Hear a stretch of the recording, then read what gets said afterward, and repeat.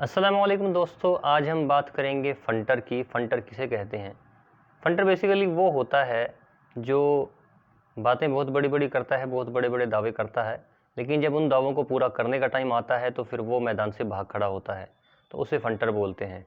तो ये फ़ंटर वर्ड आया कहाँ से है? ये कौन-सी पर्सनैलिटी थी, उसको हम आज डिस्कस करेंगे। तो बेसिकली कार्ल गोटलीब फ़ेंडर 1803 ईस्वी में पैदा हुआ एक इंसान, उससे उसकी वजह से फ़ेंडर वर्ड जो है ये आया है। तो बेसिकली ये एक मिशनरी था, क्रिश्चियन मिशनरी था, जिसका काम ये था कि लोगों को, खासकर मुसलमानों को, इस्लाम से क्रिश्चियनिटी में कन्वर्ट करना है। और उसका मानना ये था कि क्रिश्चियनिटी से इस्लाम में कन्वर्ट करना आसान है, सिर्फ मुस्लिम्स को ओल्ड टेस्टामेंट और न्यू टेस्टामेंट की कॉपी उनकी ज़बान में, उनकी लैंग्वेज में दे दो तो वो अपने आप से कन्वर्ट हो जाएंगे। क्योंकि वो ये समझता था कि इस्लाम इतना कमज़ोर है, इतना कमज़ोर मज़हब है और लॉजिकली इतना वीक है कि किसी को भी बड़ी इजीली क्रिश्चियन बनाया जा सकता है। और उसको अपने इस काम में किसी हद तक कामयाबी मिली भी। उसकी पीछे वजह ये थी कि उसने इस्लाम का कुरान को स्टडी किया और कुरान की आयतों को जिस तरह जोड़ तोड़ करके उसने अपनी किताब मीज़ानुल हक में पेश किया। और उस किताब में उसने नबी सल्लल्लाहु अलैहि वसल्लम की ज़िंदगी पर जो कीचड़ उछाला और जिस तरह जोड़ तोड़ करके वाक़यात को लिखा, जिस डिसेप्टिव एंगल से उसने उन चीज़ों को दिया, तो किसी का भी मुतासिर होना बड़ा आसान था और लोग मुतासिर हो रहे थे। सबसे बड़ी वजह ये थी कि मुसलमानों का दूसरे मज़हब की किताबों पर उस वक़्त कोई मुताला नहीं था और उसका इस्लाम पर मुताला था, तो इस्लाम की वो आयत कोट कर सकता था और उसको मिस अप्लाई कर सकता था, उसको ऐसी जगह इम्प्लाई कर सकता था जहाँ उसका होने का कोई मतलब नहीं था। लेकिन एनीवेज़, तो उसकी इन चालाकियों और इन खूबियों को नज़र में रखते हुए ब्रिटिश ईस्ट इंडिया कंपनी ने उसको इंडिया में बुलाया। तो वो 1837 ईस्वी में कलकत्ता कोलकाता में आया और उसने अपना ये मिशन यहाँ जारी रखा।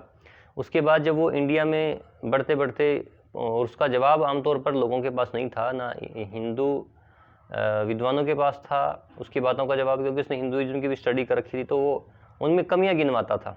और इस्लाम के बारे में भी, क्योंकि मुसलमानों के पास कोई उसकी स्टडी नहीं थी, न्यू टेस्टामेंट बाइबल की कोई स्टडी नहीं थी, इसलिए वो अपने इस काम में बढ़े चले जा रहा था। यहाँ तक कि वो उसकी बदकिस्मती कि वो 1854 में आगरा में आ गया। तो आगरा में उसके मुकाबले पर उससे मुनाजरा करने के लिए, डिबेट करने के लिए रहमतुल्लाह किरानवी और उनके साथ मोहम्मद वज़ीर ख़ान जो एक फिज़िशियन थे, और रहमतुल्लाह किरानवी जो थे एक आलिम थे, वो उसके मुकाबले में आए और उन्होंने बाइबल की स्टडी कर रखी थी। तो इस वजह से उन्हें पता था कि बाइबल हकीकत में है क्या। तो उन्होंने बाइबल में कोट किया कि देखो, तुम्हारी जो बाइबल है उसकी वर्सेस, उसकी जो वर्सेस हैं उसमें आपस में कॉन्ट्राडिक्शन है। इसका मतलब ये है कि बाइबल ये ओरिजिनल वो नहीं है जो हज़रत ईसा अलैहिस्सलाम पर नाजिल हुई थी, ये तो कुछ और है, ये तो बाद की चीज़ें हैं। तो उसको ये बात आखिरकार माननी पड़ी और उसने लिखित में दिया कि हाँ, बाइबल में जो है चेंज हुए हैं और मास स्केल पर इसमें चेंज हो रखा है। तो अब ईस्ट इंडिया कंपनी के लिए, ब्रिटिशर्स के लिए ये नाक का मसला बन गया। अब उनको ये था कि एक आदमी जो उनके पास का, उनके काम का था, वो उनकी जो मिसाइल थी वो फेल हो गई, फ्लॉप हो गई। तो उन्होंने क्या किया कि ये कहा कि रहमतुल्लाह किरानवी जैसी एक सुपर पर्सनैलिटी, इनको भी ख़त्म कर दिया जाए और ये जो हमारा आदमी नकारा हो चुका है इसे भी ख़त्म कर दिया जाए, दोनों को फांसी देंगे, क्योंकि इन्होंने यहाँ का अमन ख़राब करने की कोशिश की है। तो उलमा ने हज़रत रहमतुल्लाह किरानवी को मशवरा दिया कि आप गिरफ़्तारी ना दीजिए, आप यहाँ से निकल जाइए। तो वो जो फेंडर था वो भी वहाँ से भाग गया और हज़रत जो किरानवी थे वो भी वहाँ से निकल गए, उसको उस मुनाजरे में, डिबेट में हराने के बाद। तो अब ये चले चले फिर पेशावर गया, क्योंकि जो फ़ंटर जो मैं वर्ड यूज़ कर रहा हूँ, फ़ंटर वही होता है जो दावे हर जगह वही करेगा, हर जगह मार खाएगा, फिर उसके बाद फिर नई जगह चला जाएगा। जहाँ उसकी दावे का जवाब किसी के पास नहीं होगा, कोई हिम्मत नहीं करेगा, तो वहाँ वो जीत जाएगा। जहाँ कोई खड़ा हो जाएगा हक लेकर, तो वहाँ वो भाग जाएगा। तो पेशावर से होते होते वो इस्तांबुल पहुँच गया, जहाँ इस्लामिक खिलाफत थी, उस्मानी खिलाफत थी। तो वहाँ उसने फिर वही दावे किए और वहाँ भी क्योंकि स्टडी बाइबल के किसी के पास नहीं थी और जिस अंदाज में वो पेश करता था फैक्ट्स को तोड़ मरोड़ करके, उसका जवाब वो लोगों की समझ से बाहर था। तो फिर शरीफ मक्का से कहा गया कि कोई आदमी भेजिए, कोई आलिम भेजिए जो इसकी बात का जवाब दे सके।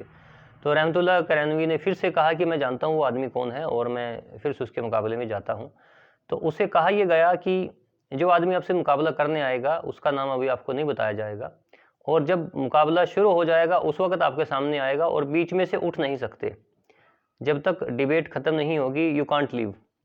तो उस आदमी ने, फेंडर ने कहा चलो ठीक है, लेकिन जब उसने रहमतुल्लाह करैनवी को देखा तो वो समझ गया कि अब यहाँ हारना तय है, क्योंकि वही सारी बातें फिर से होनी है और ये मुझे फिर से उन्हीं बातों में पकड़ के फिर से पटक देगा। तो उसने कहा कि मुझे बैतुल खला जाना है, I want to go to the toilet. तो बैतुल खला के बहाने से वहाँ से निकला और आज तक कभी वापस नहीं आया। तो इस्लामी दुनिया में इस्तांबुल में वो कहीं उसके बाद नज़र नहीं आया, वो ऐसा गायब हुआ जैसे गधे के सिर से सींग। तो इसी वजह से ये जो फंटर हम बोलते हैं, फंटर वर्ड वहाँ से आया। फेंडर बेसिकली उसका नाम था, जिसको इंडियनाइज करके फंटर कहा जाता है, कि वो आदमी जो दावे बहुत बड़े बड़े करता है लेकिन जब उसके दावों को कन्फ्रंट करने के लिए कोई आ जाता है तो फिर वो भाग जाता है। तो उम्मीद है आपको ये वीडियो अच्छी लगी होगी। अपने कमेंट्स हमें ज़रूर दीजिएगा। फ़ी अमानिल्लाह।